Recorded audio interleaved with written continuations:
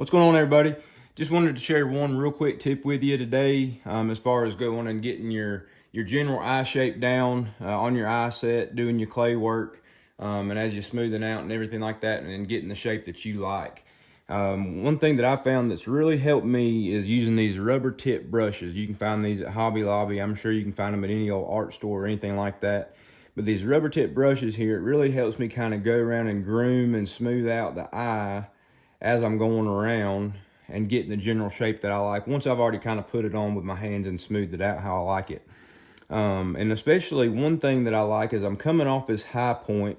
If you come past this corneal bulge where your eyelid is a little bit thinner up here on the top and you're coming back and down into the corner of your eye, if you'll notice on a deer's eye, it kind of widens up right here on this spot of the eye set where it's coming back down and into the corner.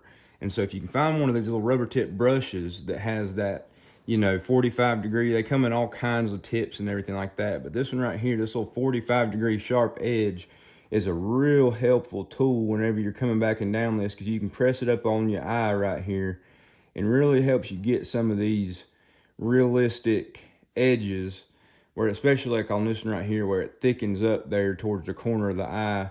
And it's not really like a flat edge. It just kind of is where the eyelid kind of widens up a little bit and flows down in there into your corner of your eye set.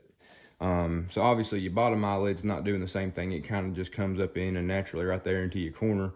And don't take this overall eye shape as the gospel. This is just a tip here on this tool, and as I'm kind of going through this, how I can use that as I work around this eye to smooth out various spots and locations to get it how I want it, because I'm always going to like to mount on harder and drier clay to keep my shape. I like to get my shape generally about how I want it before I put that hide on there. But you can just see how this right here really helps. I know a lot of people use metal tools or other things like that, but these little rubber tip brushes right here are just real soft and really help me kind of go in and shave off with their different tips how I really want my eye shape to be, so I can let it get real hard before I put my hide on.